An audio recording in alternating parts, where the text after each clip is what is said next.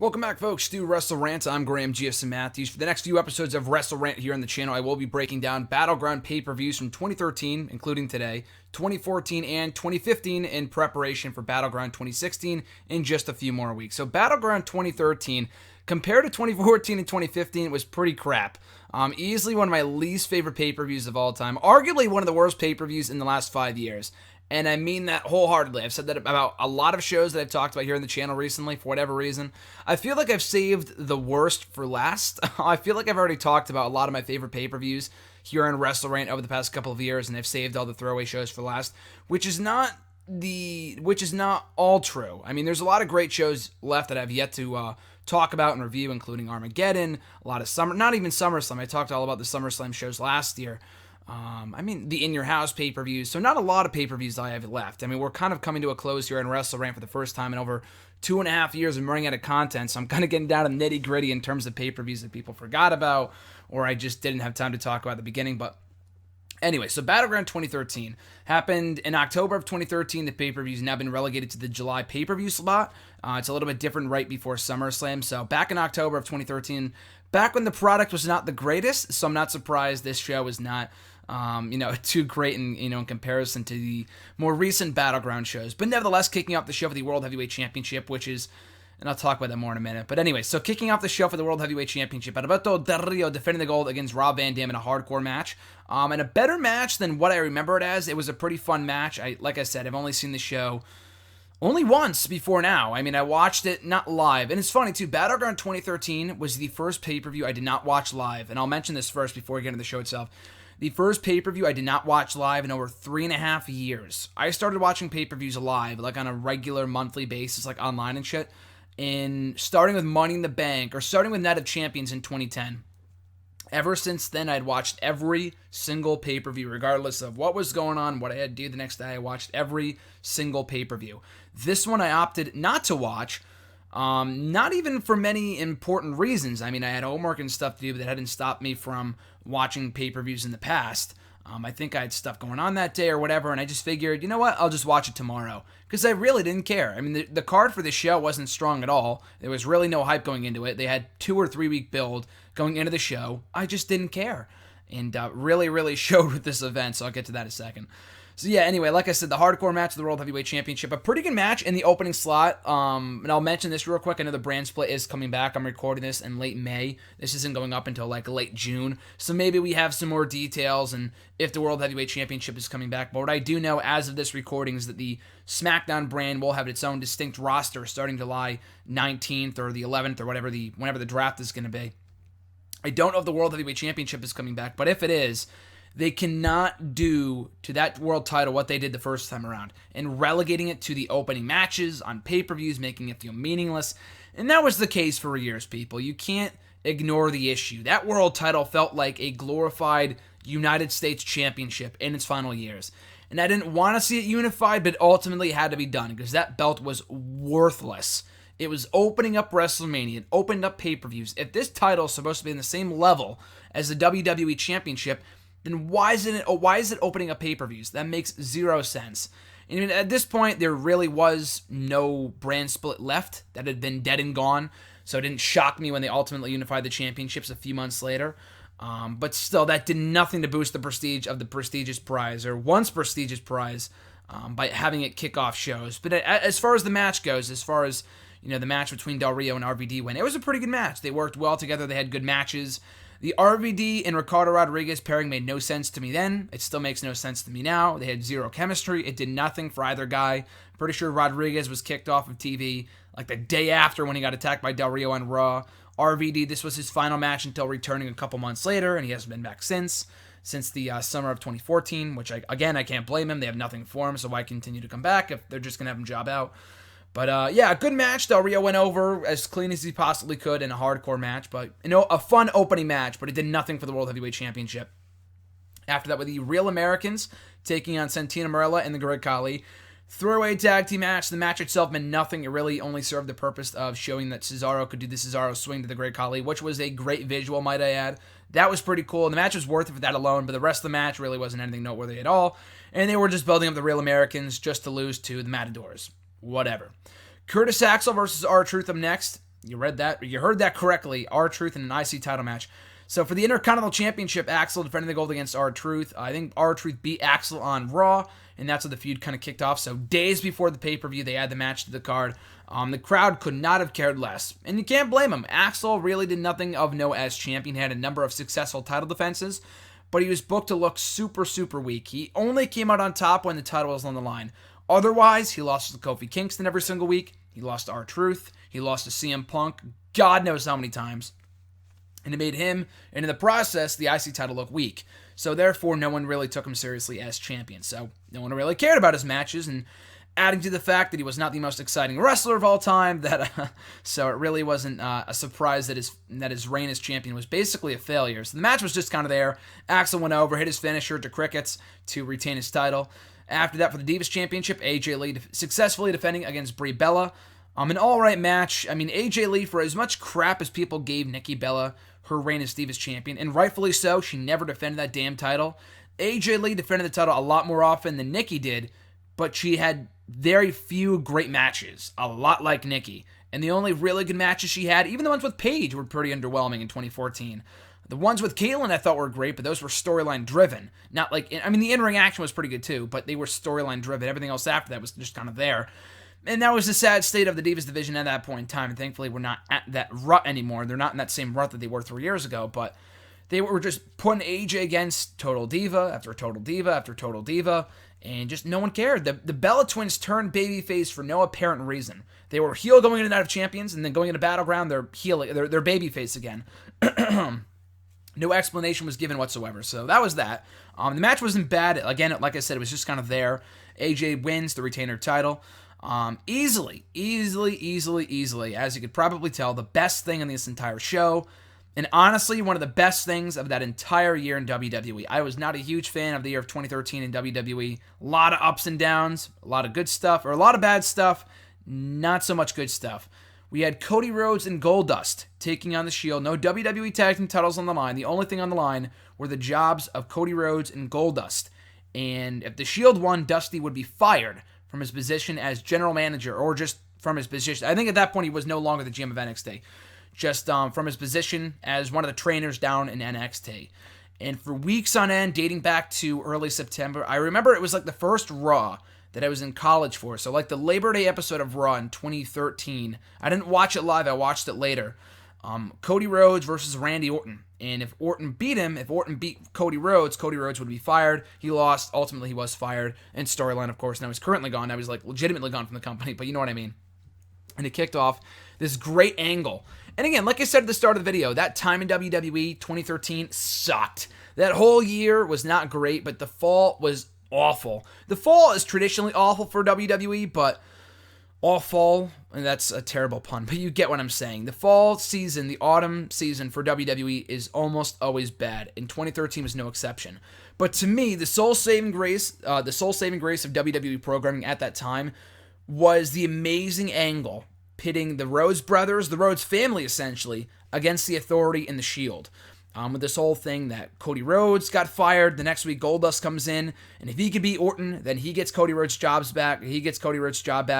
He failed to beat him. If Dusty Rhodes came in and apologized to Stephanie, he would earn both their jobs back, and he didn't do that. So we had this great continuous angle where week after week we had things to look forward to in this storyline between the Rhodes family and the Authority. And it had this, like I said, every single week there was something to look forward to, building to this one match on pay-per-view between the Rhodes family, between the Rhodes brothers specifically, not Dusty. Dusty was in their corner, coming out to Real American, or rather the American Dream, Dusty Rhodes theme song, which was great, against Seth Rollins and Roman Reigns. No tag team titles were defended. That wasn't until a couple weeks later in the main event of Raw. Also a great match. But just this entire story was so stellar. I mean, everything about this match was almost perfect. And I remember watching this pay-per-view, and I'll probably talk about this more at the end too. I remember watching this pay-per-view back the next day. Because like I said, I didn't watch it live, my first pay-per-view in almost 3 years. Over 3 years not having watched it live. And I watched it the next day while I was doing laundry. I had some classes off or whatever. I was bored out of my mind watching the show. And of course I watch everything as I review it and talk about it, whatever. Got to be aware of what's going on. As every journalist should, I guess. But anyway, so I was watching the show in full, bored out of my mind by the undercard. I could not have cared less about it. I get to this match, I'm almost jumping out of my seat. with excitement in every single move and, counter from every man, every guy involved in this matchup, and even the people at ringside. Dean Ambrose and Dusty Rhodes playing their roles to perfection. With Dusty Rhodes, Dean Ambrose trying to attack Dusty. Dusty bounces back, hitting him with the belt, smacking him with a bionic elbow. The crowd went nuts for that. Cody Rhodes and Goldust in the ring in their first time ever tag teaming up, which was also phenomenal, creating this great duo that had awesome chemistry together. So that was really, really cool. That would ultimately kick off their multi-month reign as a tag team and eventually WWE Tag Team Champions. But just such great chemistry with Roman Reigns, Rollins, Cody, Goldust. It was amazing. There's really no other way to watch this match, no other way to describe this match than just simply amazing, phenomenal, just great storytelling. And as you guys know, I'm a sucker for a good story. And this match was just that. I mean, the in-ring action was great too. It wasn't like it was a shitty-ass match or something. The storytelling in this match was just simply sensational, like I said. Built into those final few moments with Dusty taking out Dean at ringside. Roman was going for Dusty. Goldust took out Roman Reigns. In the ring, Rollins goes to, roll up Cody Rhodes. Cody Rhodes kicks out at the bare minimum of 2, at 2 7/8. And then he reverses into a crossroads. The best crossroads that Cody ever hit in WWE. For the 1, 2, 3, place explodes with excitement. The whole Rhodes family break down in tears in the middle of the ring, celebrating with members of the roster at the top of the stage. Like I said, a great visual. I get goosebumps watching it back. I saw it for the first time. I might have watched the back after that, but I definitely watched the back last year, right after Dusty passed away, because seeing that visual of Dusty, Cody, and Goldust in the ring just makes me break down every single time. Now knowing that Dusty has since passed away, but like I said, there's not enough praise I can give this match. Just amazing stuff, and I really just should have stopped watching the show there. Because after that, we had Bray Wyatt versus Kofi Kingston. Match was just kind of there. They were just starting to build up Bray Wyatt, and the match was good. Bray Wyatt went over clean, as he should have, cut a promo afterwards. That was it. Up next, CM Punk versus Ryback. This was the continuation of the CM Punk and Paul Heyman feud that had been basically going on at this point for almost 3-4 months, and I enjoyed every minute of it, but I would be lying if I said that towards the end it wasn't starting to drag, then to get the payoff, and it didn't help matters that Ryback meant nothing. Curtis Axel meant nothing as Paul Heyman's lackey, as did Ryback.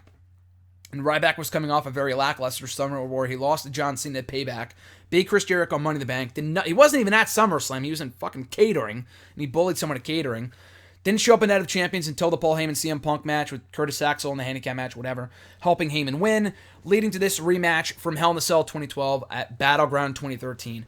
Match was all right, but it's weird because the Hell in a Cell match from 2012 was not that great, and their matches from 2013 with the roles reversed were even worse.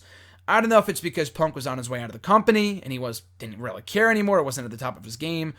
Ryback has never really been a great worker, and just the dynamic didn't work. And as great as the Paul Heyman CM Punk feud was, at this point people were just getting tired of it, and it didn't really help. They didn't have any strong characters left. Like when it was Punk and Lesnar and the feud was at its hottest, it was at its peak because you had someone that was a real threat to CM Punk and Brock Lesnar. That was when it was entertaining. That was when it was enjoyable. That was when it was exciting. When you have Ryback and no one gives two craps about the guy, then the feud died a death, obviously. That's why the match really wasn't that good. So CM Punk went over after, Heyman, I think, was going to use a signal for Kane. The referee was tied up with him at ringside. And then because of that, CM Punk hit a low blow on Ryback. So a babyface using a low blow was a bit questionable. Punk picks up the win, like I said, building to a rematch at Hell in a Cell, which was also awful. The handicap Hell in a Cell match between Punk, Heyman, and Ryback. Then Punk would squash him again on Raw. Ryback, that is, in like a 4-minute street fight.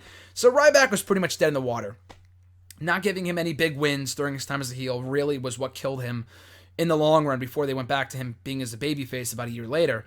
The match was not even what it could have been, because I don't even know how good these guys could work together. It was a different dynamic a year earlier at Hell in a Cell 2012 with Ryback as the hungry babyface and CM Punk as the dominant heel cocky champion. It was a totally different dynamic, but a year later, when Punk didn't really care and he was on his way out of the company, and Ryback just was dead beyond dead, the match didn't really do anything for me personally.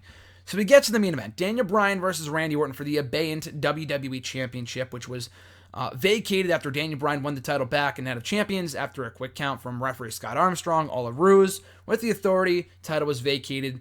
This match was to determine the new WWE Champion. So the match was pretty good. The match was good. It was better than I remember it as, watching it back now. This is my first time watching it back since I watched it the first time 3 years ago, or 2.5 years ago, whatever. So it was a pretty good match. What I hate about this match, rather, is the fact that the finish was just so asinine, and that you should never, ever, ever, ever, ever close out a pay-per-view with a non-finish. I know Ring of Honor did just that, just about a month ago at Global Wars with the Bullet Club. At least it was a major storyline development. I didn't really like that, but I could see what they were doing there with the whole Bullet Club thing and announcing Adam Cole as the newest member, whatever. So it serves some sort of a purpose. Here, we did not find out anything new. There was no big return, no big heel turn, no face turn, no nothing, no new champion credit. It was really no different from the next night on Raw from what we saw the week earlier.